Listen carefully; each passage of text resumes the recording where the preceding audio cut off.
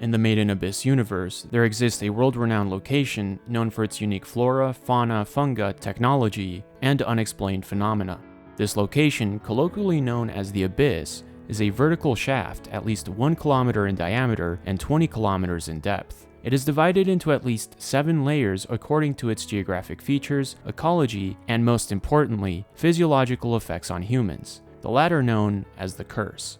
Though its exploration is incredibly dangerous, many risk their lives in attempts to acquire its lucrative and irreplicable artifacts, both legally through a governmental regulatory body and illegally through clandestine expeditions. Its layers, along with their depths, features, and physiological effects, are as follows.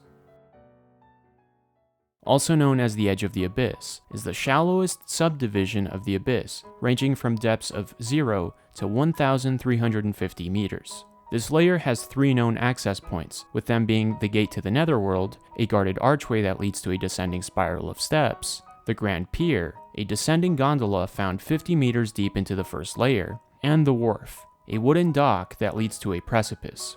The first 600 meters are mostly devoid of vegetation and obscured from the surface by layers of wispy clouds, with the remaining depths consisting of desire paths, grasses, trees, giant mushrooms, low-value relics, several thousand-year-old human remains, and mostly harmless fauna, with occasional second and third layer creatures making brief appearances.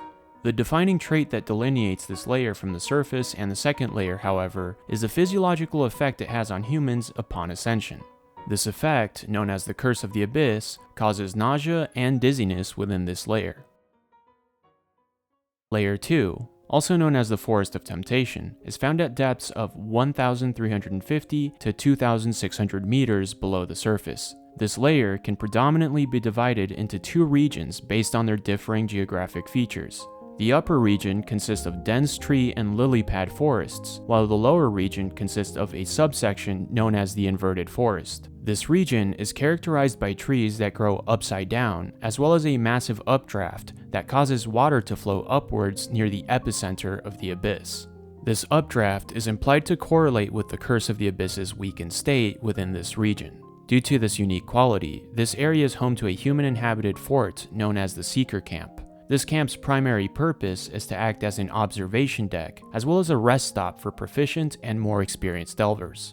Despite being permanently inhabited, the second layer is considerably more dangerous than the first, due to its abundance of more dangerous fauna, as well as being the home of a virus that causes an illness known as tachikiri fever. This layer also houses a type of lichen-like organism known as an amagari sprout. This organism is beneficial to delvers, as it can be used as a navigational tool, considering the fact that it always grows towards the center of the abyss. Save for this layer's center, its defining characteristic is an ascension curse that causes heavy nausea, headaches, and numbness of limbs.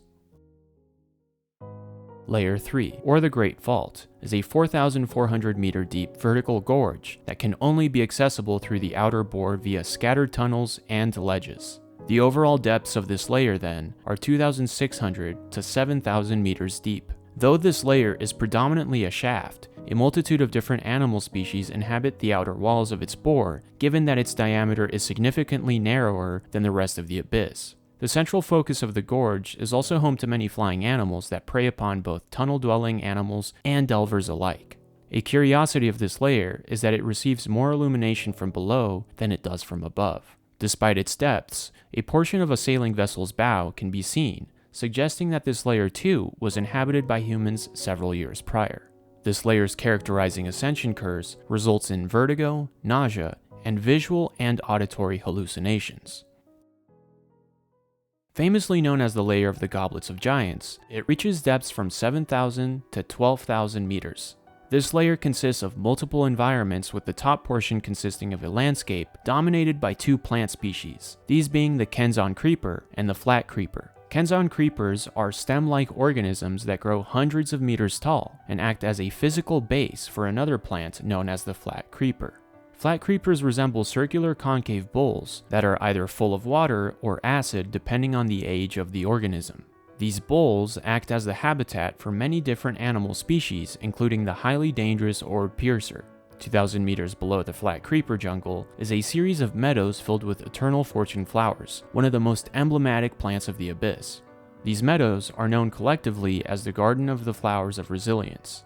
Another geographic feature that can be found is the spiral ice pillar, a vortex of ice before the 4th layer ends. Finally, this layer's curse consists of excruciating pain throughout the body, as well as prolonged bleeding from every bodily orifice. Although an interesting thing to note is that the curse does not manifest uniformly across the layer, with it acting milder and even ceasing to exist in one of its far corners away from the central vertical shaft. Layer 5, also called the Sea of Corpses, can be found at depths from 12,000 to 13,000 meters below the surface. It is the shallowest of the known layers, being only 1,000 meters in depth, yet according to Riko, it's also the widest, with her stating that it's at least a dozen orths put together. This layer is mostly made up of ice, water, and crystal formations, with its largest feature by surface area being an ocean that spans the majority of the 5th layer's bottom. Aside from water and crystals, this layer also has an abundance of bones lying at the bottom of its layer-wide ocean, hence its moniker, the Sea of Corpses. One of its 2 most prominent features is its central waterfall that provides an access for mail balloons to be sent out to the upper layers. Its other well-known location is Idofront, a circular island with a column of frost called the Water Bastion that jets out from its center. This island has traditionally been used as a ritual site by past generations, implying that throughout the years, many have attempted to gain the curse's blessing at this site. More on that in Chapter 6. Idofront's most important role, however, is to provide white whistle holders with an easy access to the 6th layer via a pod-like elevator relic called the Altar of the Absolute Boundary. After blowing into a white whistle, the relic allows the holder and those who accompany them to descend into the 6th layer by traversing the ocean below. Though Idofront's current usage had been changed into a research facility by White Whistle Delver Bondrewd, this relic remains untouched and fully functional.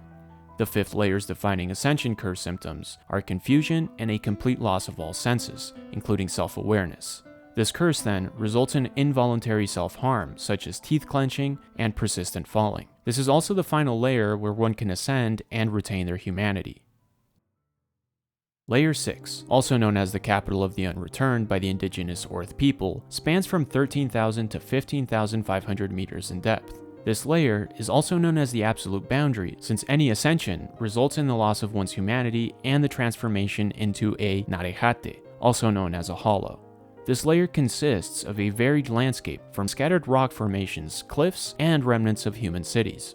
One of the major ruins is rumored to have been the inspiration for the legend of the Golden City, which is a legend as old as Orth's indigenous inhabitants, with evidence suggesting that these human ruins were once a lively city made of gold. Near the top of the 6th layer existed the village of Uraburu, a village inhabited entirely by nArEhAtE. Closer to the bottom of the layer, iron rain and progressively more dangerous animals can be found. Yet within the 300 meters of the boundary between the 6th and 7th layers exists a Delver outpost called Camp 5 on the furthest edge of the layer. This camp was seemingly made from the remains of the 6th layer's scattered ruins and contains equipment, as well as a dining room. From the camp's balcony, a formation can be seen called the Eye, which also acts as the entrance to the 7th layer.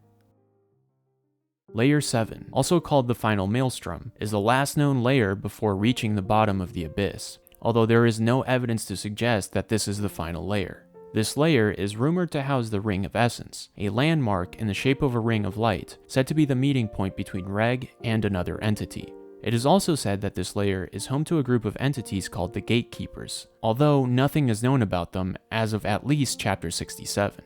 The entrance of this layer is also where Liza describes seeing an interference unit, or entity similar to Reg, nicknamed Girl-type. Another conjecture regarding this layer is its curse, which was rumored to be death according to a 250-year-old manuscript called the Song of Hariyomari. Depending on how deep an individual is within the abyss, time slows down progressively in relation to the surface and upper sections. The rates of this time dilation, however, are still unknown. And with that, we conclude Chapter 2.